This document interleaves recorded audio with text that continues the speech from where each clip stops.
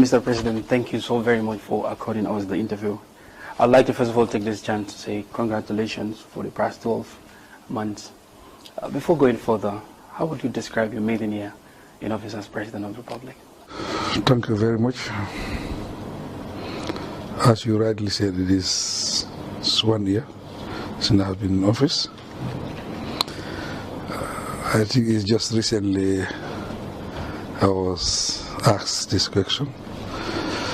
To be president, I don't think it is the best job, but it's national duty. I was called, I answered to the call of national duty. It has been a difficult year, but one thing is important: we have progress. We took over from a dictatorship government, and that put us at a very, very challenging position. We inherited a bankrupt nation, basically. But because there was a lot of goodwill around the world, and we are very committed, knowing that we have to stabilize the economy before we can make any meaningful change. Today I can proudly say we are between 4 months in Concord or more. So you rightly so, there have been changes, obviously, within the past 12 months. One would, of course, agree to that. But to some extent, some ordinary Gambian may not see these changes. So one way or the other, how do you intend to make sure that these changes are imparted for everyone to feel? Gambians must exercise patience.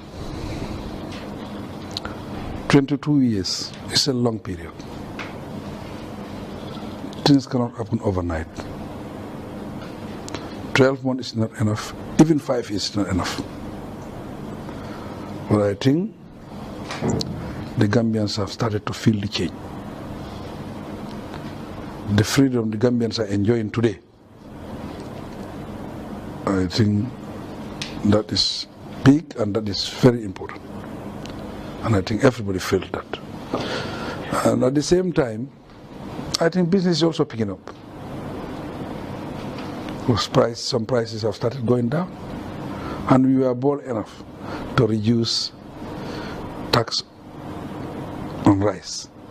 0 tax on rice. This all to make sure the living condition on people become cheap. Of recent, so many revelations have come through the Janneh Commission. A lot of things have been centered on the former president, that is Yahya Jammeh. Wouldn't you agree with me now? It's time for us to focus on the future, because this is what Gambians want, a better one. These commissions are very, very important. These commissions, the revelations are giving the Gambian people how this country was run and how this country was managed. That is very, very important. Before we move forward, we have to get a comprehensive report on what was happening. We have to account for that. I think that is important, it's fundamental. Whilst it is going on, we are moving on, we are doing things. That is not stopping us from doing anything. That is just part of what we are doing.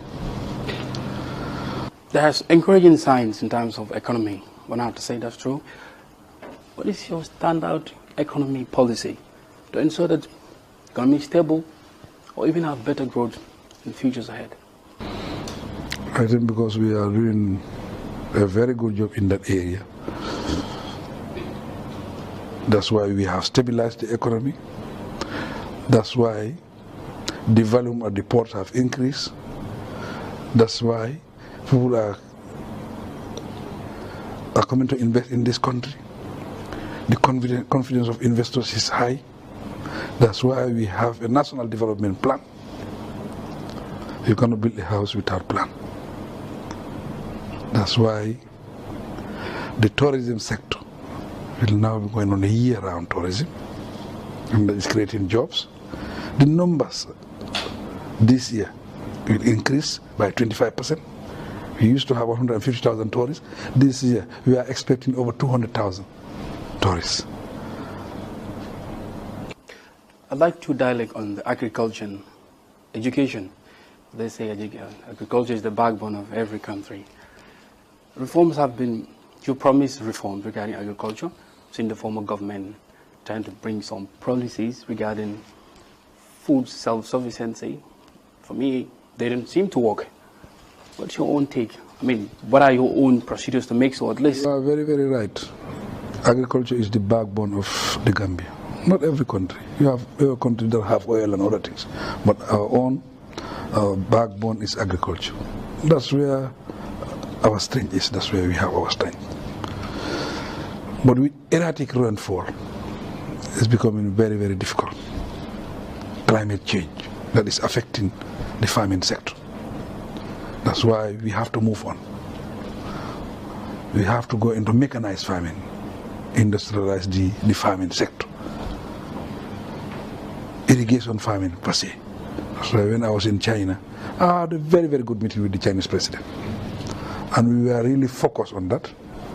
And I inform you also, in the 70s, the Chinese technical team that was working with the Gambian team, the sector of irrigation, it was doing very well for this country.